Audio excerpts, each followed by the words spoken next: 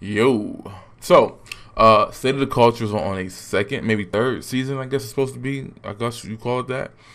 But they have a new addition. They got rid of that dead weight Scotty Beeman. No. But they got rid of Scotty Beeman, which I'm looking at the comment section. This is the second episode that Ebony's been on. I'm starting to think that Charlamagne could have had something to do with this hookup. I just think so. But anyways, Ebony's on the show. She's a new addition. On the comment section, a lot of people seem to love her or whatnot. I think she's a good fit, even though, like most black content, is overly liberal and biased in the echo chamber.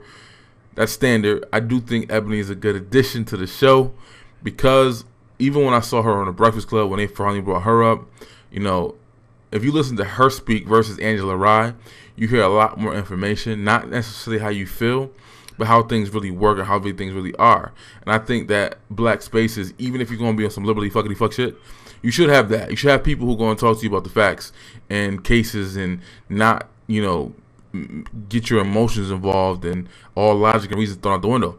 I think Ebony brings that to the space. Again, I don't agree with her politically at all, but I think she has a lot of range, being that she comes from Fox News. She is a former attorney, a defense attorney, and she's been on different media outlets. So she has, you know, she's been around. But apparently her and Remy Ma had a little spat over the conversation about snitching.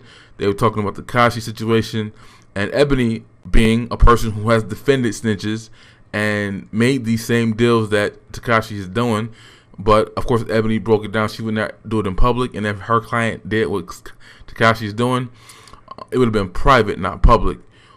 Also, I think that her Remy Ma, you know, went into her feelings about the snitching thing and how to snitch and all this other stuff, and she's going to the extreme saying, well, if you can't not think about doing that, then you shouldn't be a criminal. Like, that goes without saying, duh. Like, come on. But the problem isn't Tekashi, if we want to be honest. The problem is whatever this gang is, they let someone like him come in their space. They let him know a lot of information, and they got played. Like, Tekashi ain't the problem. It ain't him. He's not of that life or about that life. The people who were about that life and of that life let him in their space. It's no different than y'all motherfuckers that go on Vlad TV and snitching yourself.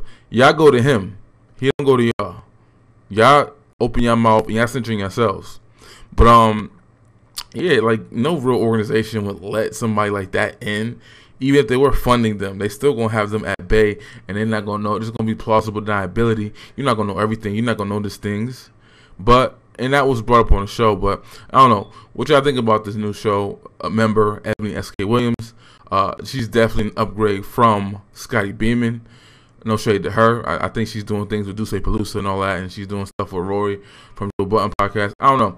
She's, you know, moved on to other things, but I think that more black panels, if you're gonna be on this liberal fuckity fuck shit, should have people who actually can come with facts, like an actual journalist on the panel who's not gonna just give their opinion, but gonna give you what the real information. Someone who has a legal background, and I would compare her to Scott. Ebony is different, what I would say, from Sunny from The View, who has a journalistic background and she has a former prosecutor background. But her, when she talks about topics and things like that, she doesn't have that type of integrity where she won't throw in her emotions. Right? It doesn't mean just because you have that skill and that talent that you won't do that. I'm saying Ebony, for the most part, from what I see, she has that talent to where she'll say things in that space where she probably agrees with people, but they're not gonna like it because she's gonna tell them the truth and not what she feels. Sunny from The View, she be in her feelings. I talked about the one segment she just said the current shooter used the loophole for the guns. I'm like, you're a prosecutor and you're a journalist, and you didn't give any information on what loophole he used, because he didn't use one. He bought his gun illegally. That's not a loophole. That's called breaking the law, dumbass. But she just said that on air on TV. Any other lawyer would be careful at their words on TV, and they know they gotta say allegedly and they gotta be honest. But she chose to let her emotions and feelings cloud her reporting and giving her opinion. And instead of saying, okay, this is exactly what he did and what was wrong, and broke it down, she didn't do that because she can't do that because she was lying. But shout out to Eboni K Williams. You know, I think she's needed. I think more black spaces like that are needed. Now, ironically, that summit at the situation with Candace Owens and all that, apparently Eboni says, because AT&T sponsored it and Revolt ran it, which are their bosses, and she claims that Candace Owens wasn't supposed to be there, nor was Katrina Pearson. So the panel was set up originally to have a bunch of liberals on it in the first place, but Eboni claims that she couldn't be on the panel with Candace because she don't want to throw shade or talk enough about another black woman, and she didn't want to be in that space, right? The crazy thing about this is, even though you're on the left and you're on that side, Remy Ma, because Eboni broke down, if she was a lawyer and she has a client that's about to snitch, this is how you do it. Remy Ma said she felt the same way about Candace being on the panel at Revolt as about Eboni. So even though you're on the same team, you have the same liberal bullshit ideologies and worldviews, because you have a talent and your know-how, and you're dealing with people who break the law, and you have a way to get them out, which is your job, and you use that information to help your clients. Remy Ma said, "You're like Candace Owens to me." Think about that. So you having the same philosophy and same ideas on issues and believing in the same stuff, that's not enough. The fact that you have a talent and a skill set that can work for you, that's your job, right?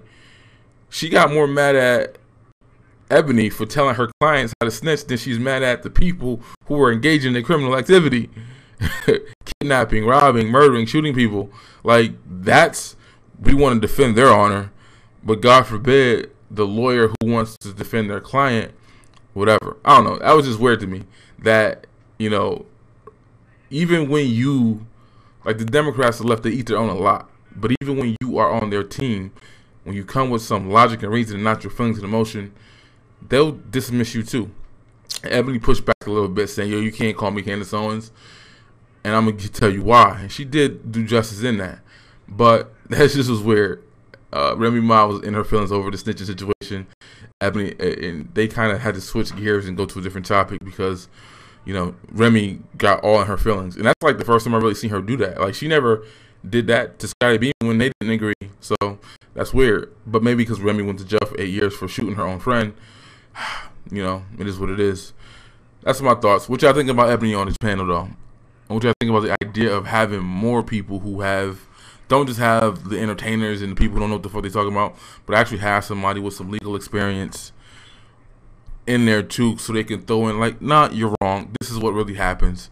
This is how it really works out." That way you won't have black folks sharing a meme of the woman who went to jail for 5 years and comparing it to the white woman when they know that the black woman was also a heroin dealer and she also got caught trying to sell a prostitute to an undercover cop, right?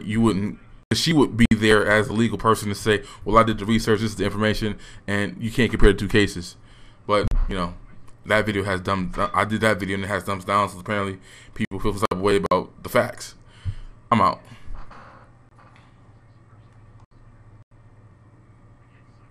Just go work in a fucking library, or I don't fucking take bottles back to the store. I don't know what the fuck you do. Something. That's valid advice. Okay. Yes, I'm gonna let you. Please. I can't let the Candace Owens comment be out there though, because what I am doing, I feel very morally convicted around Remy, and you might disagree with it, and that's totally your right, But I feel it is very important to give people who find themselves by their own choices in these situations where they do have to make these choices about cooperating or not cooperating, going to trial, pleading guilty, what have you. That's why I went to law school. So I can best empower these people. Most of them look like us on this couch to make the decision that's best for them. And most of the people that you're advising them on how to snitch on look like us too. Yeah. You see how you said you made a promise to yourself that you wouldn't sit there and bring down another woman, X, Y, Z. Like, I feel like when people go ahead and they snitching, Tekashi's not snitching on blue-collar crime. He's not snitching on the people that's going to own his masters and everything else